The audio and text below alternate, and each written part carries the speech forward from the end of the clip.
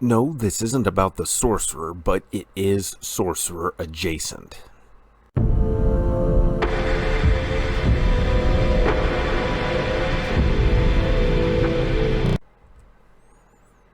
Hello everyone, and welcome back down here to the Gamer's Den with me, your host, Jordan, your master of lore and storyteller extraordinaire. And no, we are not talking about the first edition Pathfinder Sorcerer today.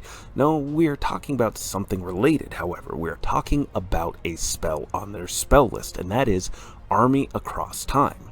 Now, many of you may actually already know what I'm talking about, why I'm talking about it, and why I come with a warning, but there may be many of you out there who do not, both players and DMs alike. And we're going to talk about why you need to be careful with this spell, careful in what you allow, if you even allow it, or how you decide to go about curbing it if you do allow it in your game. But before we get into all of that, if you're new here to the channel, go on down there, hit that subscribe button, and become a regular member here at the Gamer's Den.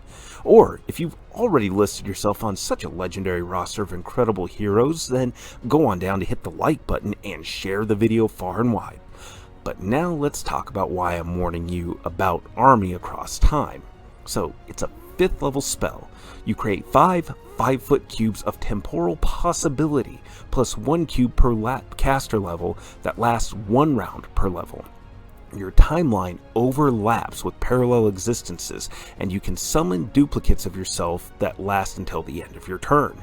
These duplicates have your stats, equipment, feats, and can use aid another to assist you once before disappearing.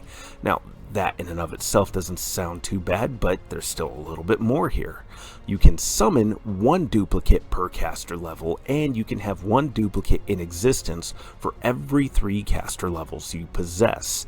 Now, because these have all your feats, your stats, and your can use aid another to assist you, that's bonus to attack, bonus to defense, and bonus to different skill checks you might be making. That's actually not a bad thing at all. That's pretty significant. They even threaten the squares around them, although they really can't attack, but that does help with setting up some flanking bonuses and the like. So, still a pretty helpful spell, but that doesn't seem too breaking, does it? It doesn't seem like that would break too much. Well, if you take the allied spellcaster feat, which is a teamwork feat, your doubles will have it, so it applies because they all have your feats. The spell specifically specifies this. You gain a +2 competence bonus on level checks made to overcome spell resistance. If your ally has the same spell known, this increases to 4 and you receive a +1 bonus to caster level for all dependent variables, such as damage, duration, range, and effect. So that's a +4 competence bonus on caster level checks made to overcome spell resistance. And say you have, well, let's go with 4 doubles around you. 4 times 4, we are looking at a +16 bonus. That's pretty huge, because pretty reasonably you would think that they have the same spells known, though this is where DMs might be able to mess with things a little bit. But anyways, before we get into all the thoughts and ideas on actually curbing spells, there's still more to look out for with this. If you take the Fools for Friends trait, whenever you help an ally or an ally helps you, a successful check grants a +1 trait bonus for the aid rendered. And with the Ring of Tactical Precision, any time the wearer gives or receives a numeric bonus from a teamwork feat or aid another action, that bonus increases by +1. So that's an increase to caster level and those competence bonuses to overcome spell resistance. That gets to be pretty big. That's a +6 bonus to level checks made to overcome spell resistance and a +3 bonus to caster level right there. You're level 10 by the time you can cast level 5 spells as a sorcerer. So 3 duplicates can be in existence at any time at this level to all aid you for a +18 bonus to overcome spell resistance and a +9 caster level. If you cast this spell again while this one is in effect, you can have 6 duplicates then for a +36 to overcome spell resistance and a +18 to your caster level. And remember, caster level affects all those variable bonuses there. So that's a total of caster level 28 if we stick with our level 10 example. So let's take Battering Blast, which is a 3rd level spell on the Sorcerer spell list. You fire a blast of kinetic force that does a max of 5d6 damage. For every 5 caster levels past 5th, you gain another ball of force.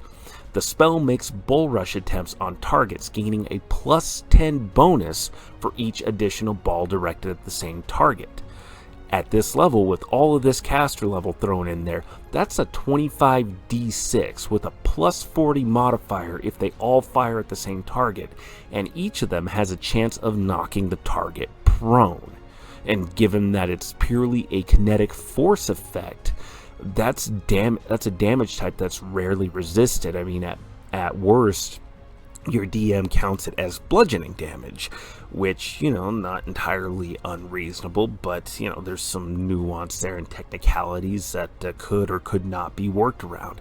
But that's huge. That's a big bonus right there to be throwing around. I mean, 25d6 on a 3rd level spell with a damage type that's not resist, and it knocks the target prone.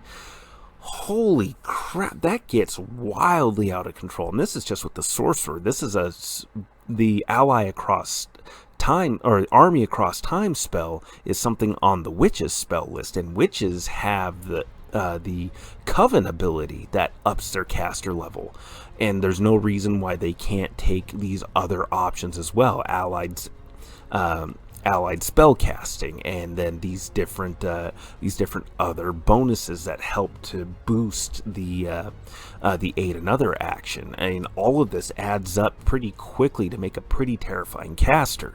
Now, one other thing that's I've found has been noted in some different online guides, different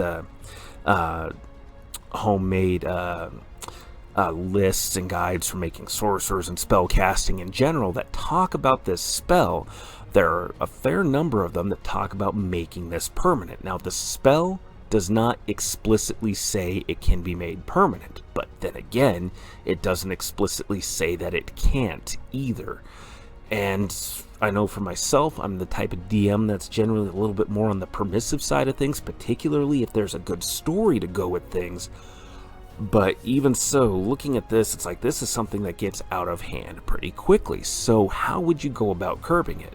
Well, I talked about one way. These are alternate timeline versions of yourselves. They have a lot in common with you. It does specify they have the same feats, stats, skills, etc. This applies to traits as well. Presumably it would apply to spells, but alternate timelines being what they are, I would think it's not entirely unreasonable for a DM to say not every duplicate has the exact same spell, but I would probably leave that up to more of a roll of chance.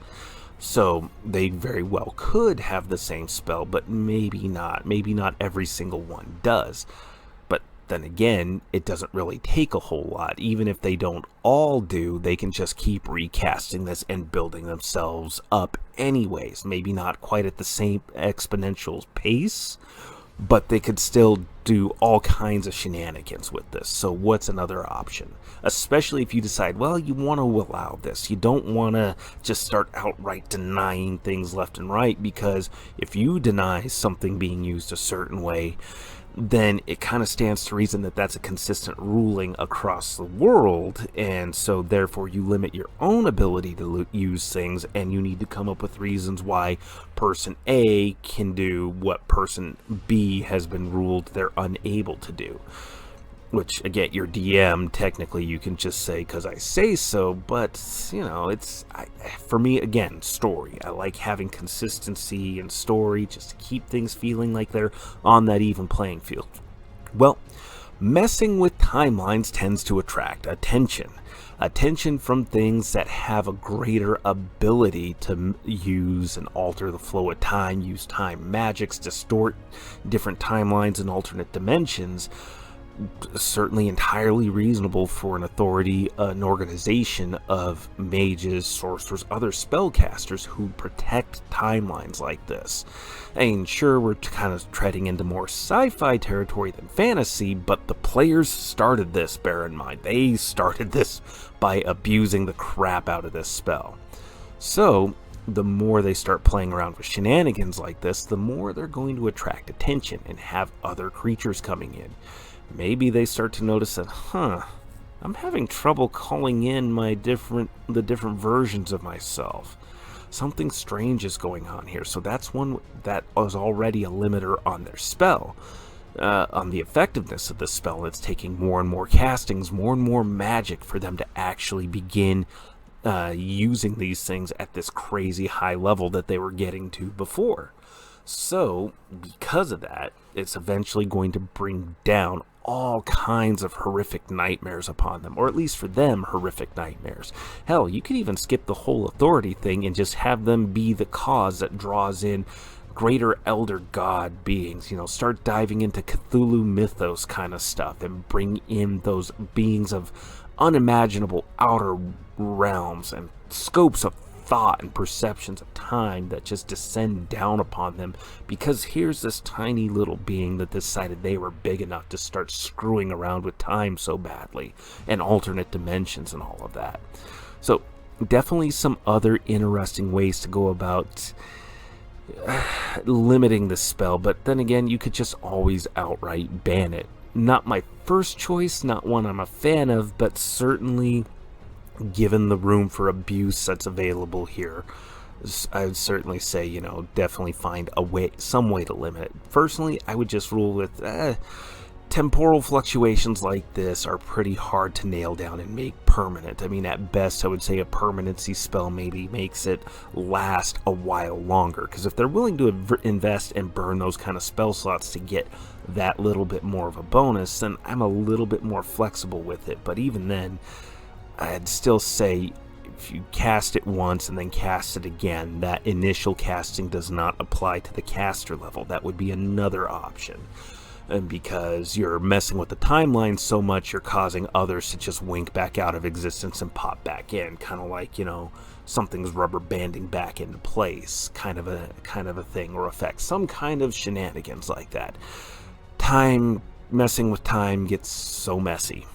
But what do you think? Go on down to the comments below and leave your thoughts. Have you had to encounter this spell before? Have you had to deal with players messing around with it? What are some of the ways you've gone about limiting how much a player could abuse something like this? Or have you just found it's best to outright block it, to deny it entirely? Let me know in the comments down below. Hit those like or dislike buttons, whether you liked or disliked the video. And remember, if you're new here to the channel, then go on down there, hit the subscribe button, and become a regular member here at the Gamers Den. But with all that said, I've been your host, Jordan, your master of lore and storyteller extraordinaire. Thank you all so very much for your time, and you all have yourselves a good night.